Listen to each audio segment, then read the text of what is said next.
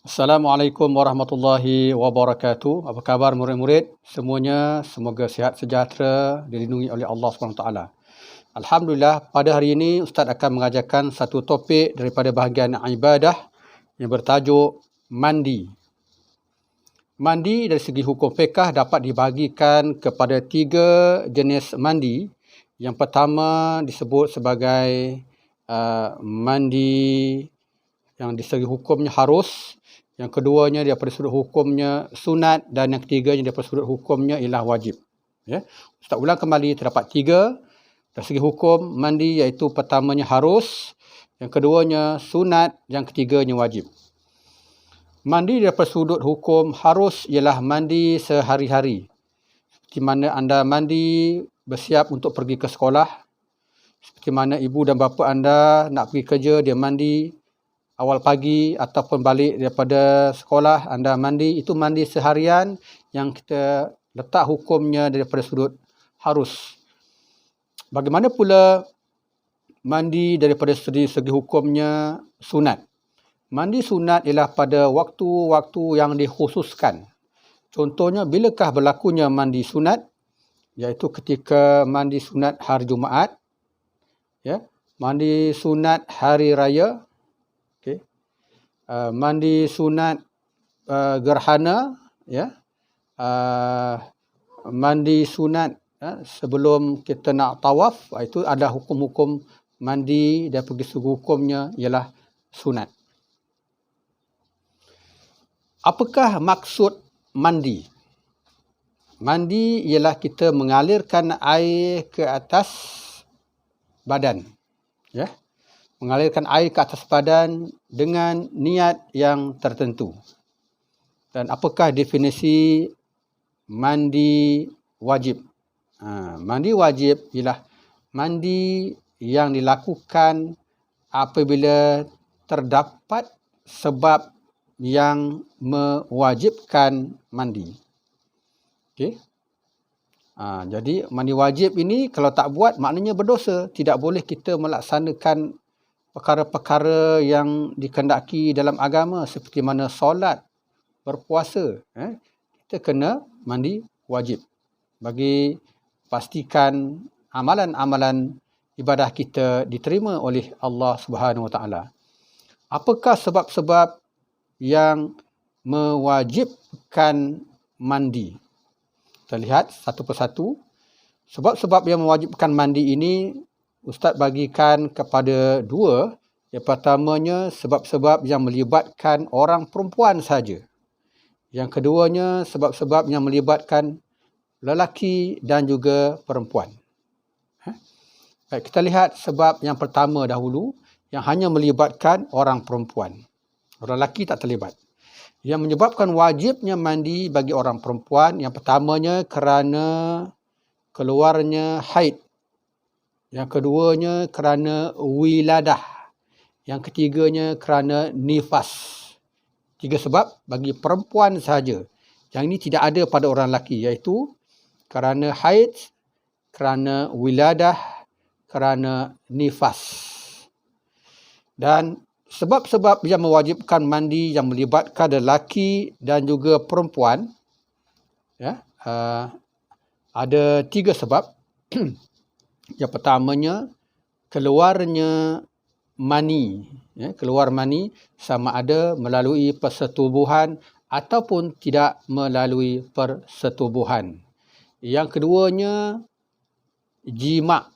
Jima' ini ialah hubungan suami isteri.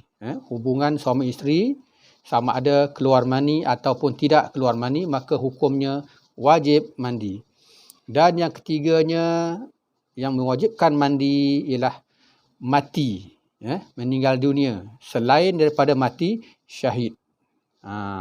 Kematian ini yang mandikan dia ialah orang yang hidup, bukan orang yang mati. Sebab orang mati tak boleh buat apa dah.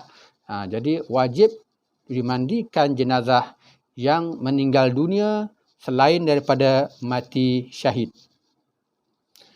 Apabila seseorang itu diwajibkan mandi, bermakna dia sekarang berada dalam keadaan hadas besar.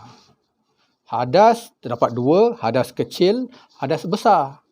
Hadas kecil, caranya mudah untuk menyelesaikan hadas kecil dengan cara mengambil wuduk. Hadas besar, cara untuk menyelesaikan hadas besar ialah dengan mandi wajib. Bagi orang yang berhadas besar ini, ada larangan yang mesti diikuti supaya tidak dilakukan ketika berhadas besar. Apakah larangan-larangannya? Pertamanya, mereka tidak boleh menunaikan solat. Sama ada solat itu solat fardu ataupun solat sunat. Yang keduanya, orang yang berhadas besar ni selagi tak mandi wajib, dia dilarang berhenti atau duduk dalam masjid.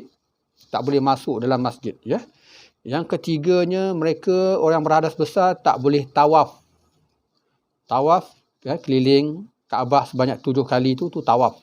Dan keempatnya, orang yang dalam keadaan hadas besar, mereka tidak boleh membaca, menyentuh dan membawa mushaf Al-Quran.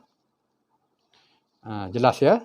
Jadi bagi orang yang dalam larangan, yang masih belum mandi wajib, mereka mestilah mematuhi tidak melakukan 4 perkara yang Ustaz sebut tadi. Ya, solat, duduk atau berhenti dalam masjid, tawaf, membaca, menyentuh dan membawa mushaf Al-Quran.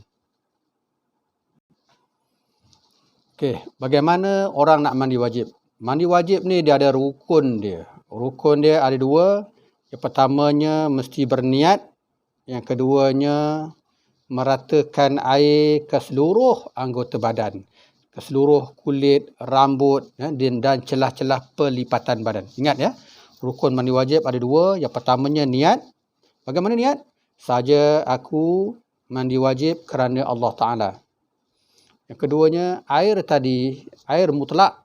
Ya, air mutlak, kita ratakan ke seluruh anggota badan kita sehingga semua yang ada di permukaan kulit kita, rambut kita, di celah-celah pelipatan jari tangan kita ini mesti kena air. Jadi tidak boleh ada sesuatu yang melekat di antara kulit kita. Contohnya ada dakwat, ada cat, ada gam yang menghalang sesuatu mengenai air, mengenai kulit kita. Jadi kalau ada, kena bersih, kena gosokkan dengan sabun sehingga diyakini air itu kena pada seluruh anggota badan kita. Okey, apakah hikmah mandi wajib?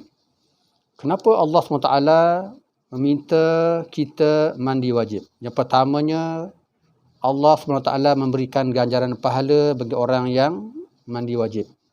Yang keduanya, supaya ibadah yang sebelumnya diharamkan kita melaksanakannya, kita boleh melaksanakannya kembali. Hikmah yang ketiga, supaya badan kita jadi segar kembali. Yang keempat, hikmah mandi wajib ini menghilangkan bau peluh, kotoran dan darah yang melekat pada badan kita dengan sebab-sebab yang dinyatakan sebelum tadi. Yang kelima, membersihkan badan kita daripada kotoran dan kuman yang boleh membawa penyakit. Dan yang keenamnya, bagi jenazah pula kenapa diwajibkan mandi? Supaya dapat membersihkan badan, menjaga aib mereka dan menghilangkan bau, najis serta kotoran-kotoran terakhir yang ada yang melekat pada badan jenazah sebelum dikebumikan untuk bertemu dengan Allah Subhanahu Wa Taala. Sekian dulu. Wassalamualaikum warahmatullahi wabarakatuh.